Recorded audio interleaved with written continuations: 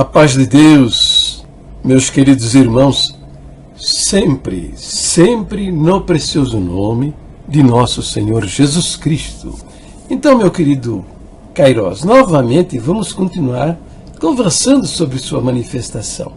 Porque você não imagina, meu querido, não imagina, mas a sua manifestação é uma preciosidade.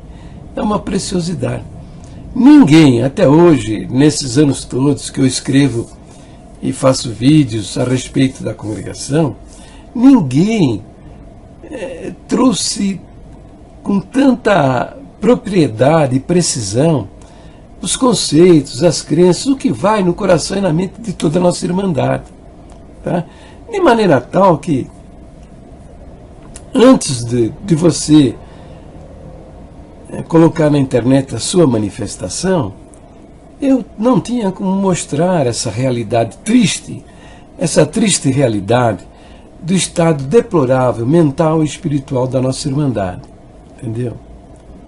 Mas, graças ao seu esforço, que eu entendo, meu querido, isso aí é um presente de Deus, é uma bênção de Deus, entendeu? Para o meu trabalho.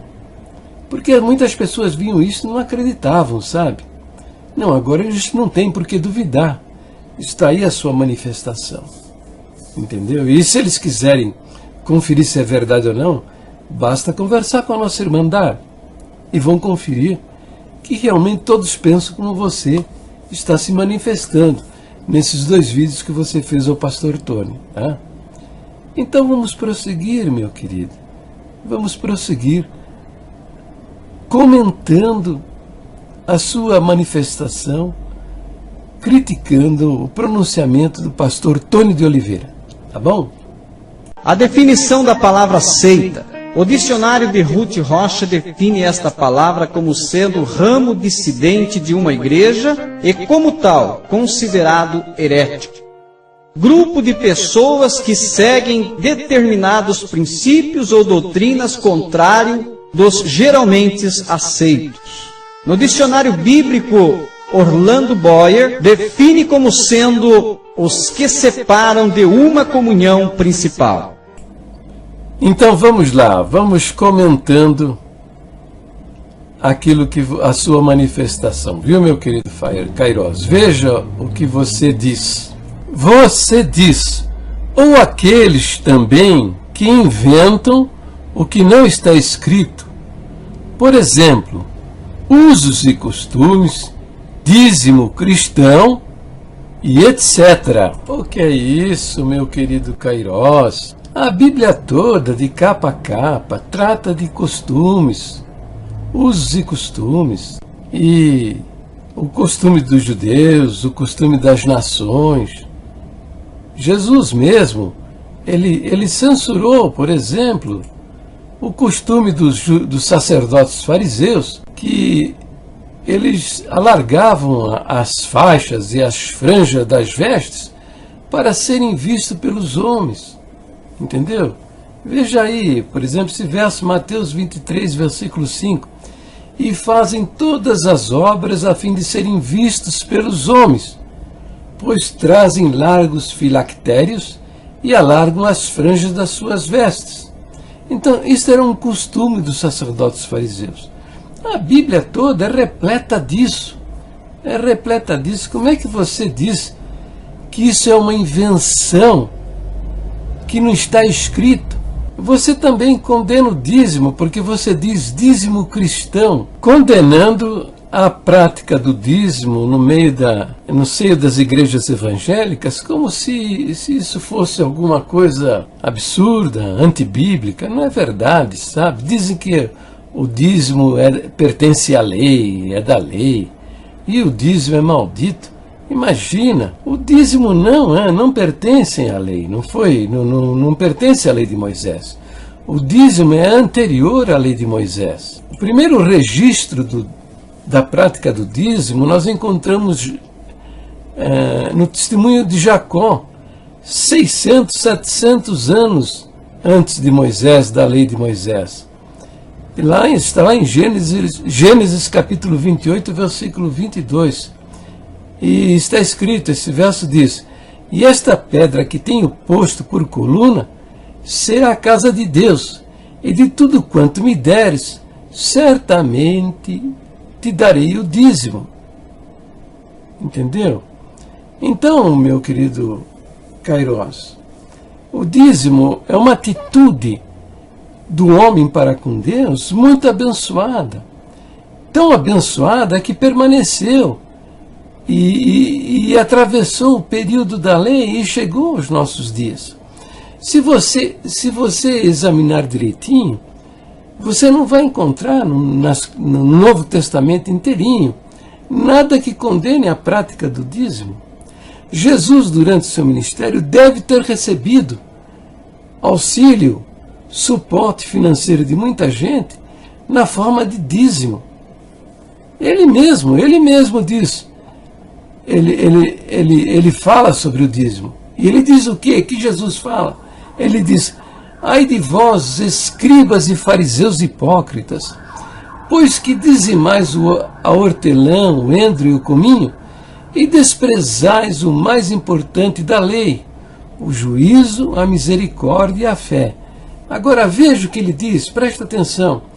Deveis, porém, fazer estas coisas, né? Quer dizer, continuar dizimando a hortelã, o endro e o cominho, e não omitir aquelas quais? A justiça, a misericórdia e a fé. Então, se você for basear-se na palavra de Jesus, Jesus não está condenando o dízimo. Pelo contrário, ele está avaliando, ele está endossando o dízimo. Tá? Veja, muito embora a prática do dízimo não esteja muito bem definida no Novo Testamento, mas nem por isso nós podemos condenar aqueles que praticam o dízimo, tá? Podemos condenar estas pessoas e partir por exagero, dizer que o dízimo é maldito, porque em lugar nenhum de toda a Bíblia o dízimo é amaldiçoado. Pelo contrário, o princípio é diferente, meu querido, o princípio é diferente. O princípio da doação é maravilhoso. E a igreja primitiva, ela não tinha o dízimo como padrão de comportamento. Você leia lá no livro de Atos, capítulo 2, versículo 44, que diz que todos os que criam estavam juntos e tinham tudo em comum. Entendeu? As propriedades eles vendiam e repartiam os bens entre os irmãos para que ninguém no meio deles passassem necessidade. Então, isso é uma questão de doação, tá? De honrar a Deus com os seus bens. E Deus responde de maneira maravilhosa, se você quer saber. Né? Eu tenho um texto que me deixa maravilhado, viu? E está lá no livro de Isaías, diz assim: eis que contendas e debates é que jejuais, e para ferirdes com um punho iníquo. Não jejueis como hoje para fazer ouvir a vossa voz no alto. Seria este o jejum que eu escolhi? Que o homem um dia aflige a sua alma, que incline a sua cabeça como o junco e estenda debaixo de si saco em cinza? Chamarias tu a isto jejum e dia aprazível ao Senhor? Então o que Deus está condenando é a religiosidade. É a religiosidade. Não é o coração espontâneo em repartir, não é o coração espontâneo em socorrer o necessitado. E diz mais lá: chamarias tu a isto jejum e dia aprazível ao Senhor? Porventura não é este o jejum que escolhi? Que soltes as ligaduras da impiedade, que desfaças as ataduras do jugo, e que deixes livres os oprimidos, e despedaces todo o jugo? Porventura não é também que repartas o teu pão com o faminto, e recolhas em casa os pobres abandonados, e quando vires o nu, o cubras, e não te escondas da tua carne. Depois diz, olha, então romperá a tua luz como a alva, e a tua cura apressadamente brotará, e a tua justiça irá diante de ti, e a glória do Senhor será a tua retaguarda. Então clamarás e o Senhor te responderá. Gritarás e ele dirá, eis-me aqui. Se tirares do meio de ti o jugo, o estender do dedo e o falar iniquamente, se abrires a tua alma ao faminto e fartares a alma aflita, então a tua luz nascerá nas trevas, e a tua escuridão será como o meio-dia. E o Senhor te guiará continuamente, e fartará a tua alma em lugares áridos, e fortificará os teus ossos, e serás como um jardim regado, e como um manancial, cujas águas nunca faltam. E os que de ti procederem edificarão as antigas ruínas, e levantarás os fundamentos de geração em geração, e chamar-te-ão reparador das rupturas, e restaurador de veredas para morar. Você lê isso lá em Isaías 58, versículo 4 a 14. Então, meu querido Kairós, é uma atitude de coração. A congregação não fala em dinheiro. Tem medo de falar em dinheiro no meio dos cultos. E por isso a nossa irmandade tem uma atitude miserável em relação ao seu próprio dinheiro. E não sabem honrar a Deus com aquilo que Deus põe na mão dele, nas suas mãos.